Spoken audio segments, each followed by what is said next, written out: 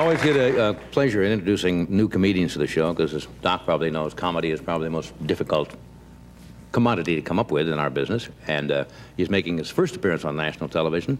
Bill appears regularly at both Catch a Rising Star in New York City and at the Improvisation.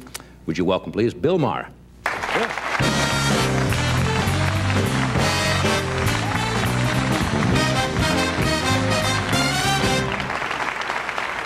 thank you very much. Thank you very much. This is a great crowd. You know that? It's terrific. Thank you. Yeah.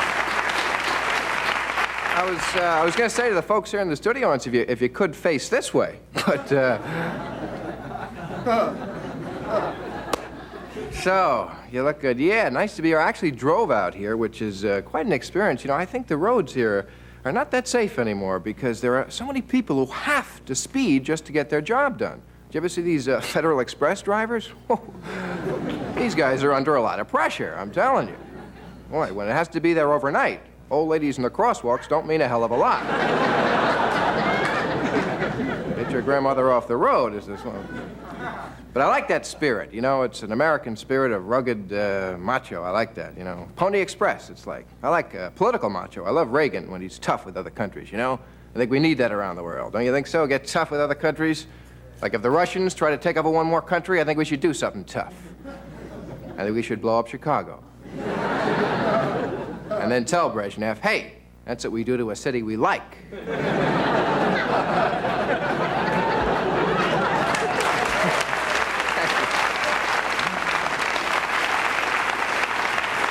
Yeah, I don't like that guy, Brezhnev. He's a communist, and he's an ugly-looking one, too. Did you ever see the guy? Looks like he tripped and stubbed his face, I'm telling you.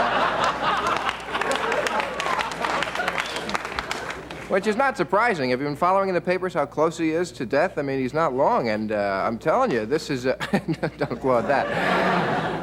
Which is a scary thought, because he's an absolute dictator with his finger on the nuclear button. I mean, you know, that's a scary thought to picture, a dying man with his finger on the button. What if he's a misery loves company sort of guy? And there's no means of succession over there in Russia either, you know. I mean, there's no vice dictator.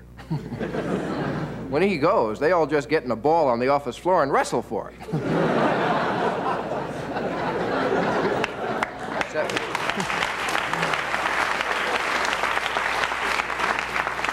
75-year-old men biting each other. It's a macabre scene, I'm telling you. At least we have a means of succession over here. We have Vice President Bush, who I must say is a tough job, too, because, you know, he's tempted. He's a heartbeat away from a guy who's not that young himself, Reagan. I mean, that's got to be a temptation. I wouldn't be surprised if Bush goes around the White House trying to scare him. Boo! Thank you.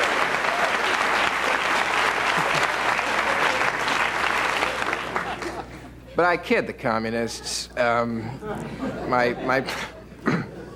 My parents are actually immigrants, and if I may say, my one wish in this business is to be able to make enough money to hopefully someday send them back behind the Iron Curtain.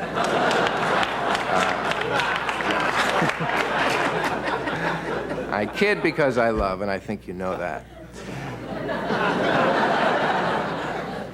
Yeah, no, I do. I come from an ethnic heritage. I come from a mixed marriage, which means my mother is Jewish and my father is Catholic. That is the truth. I was raised Catholic formally.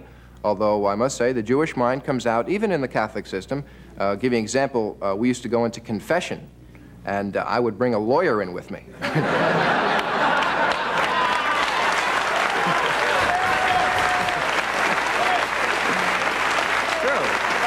You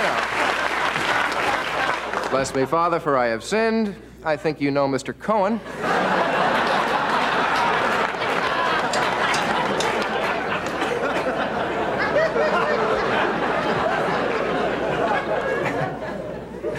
But I kid religion, but I go back to the church often. I find it very comforting. And, you know this, they're modernizing some of the things. Amazing. For instance, when you go back now, I don't know if you know this, but when they serve the wafer in communion, they also have a salad bar.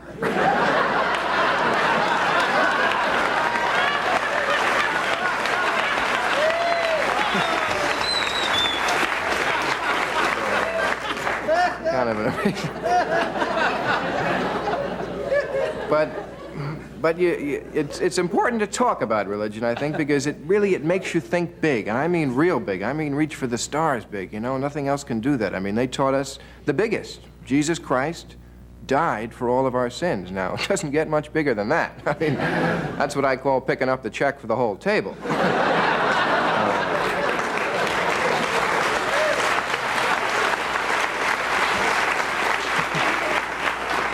And religion makes you do things that nothing else could make you do.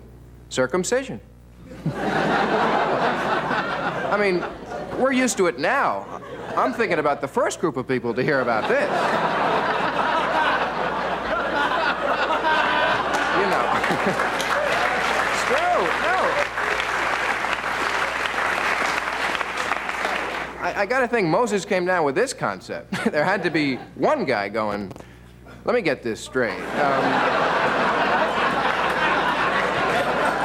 Are you sure you heard him correctly now? What, is he talking through that burning bush again? Anyone could. Look, I think I gotta be out of town that day. I'm in Bethlehem on a thing, but,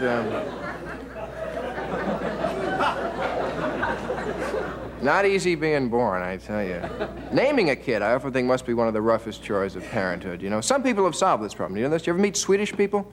Swedish people, the names are very severe. They're very guttural. Sven! Okay. You know. Take it easy. Gunther, I found out what this is. Swedish mothers give the name of the child as they're giving birth. It's true.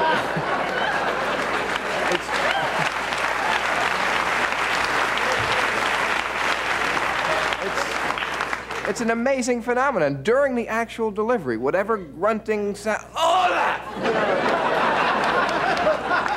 Bjornborg! It's the name of the child. Sometimes it's an easy birth, Uskadu.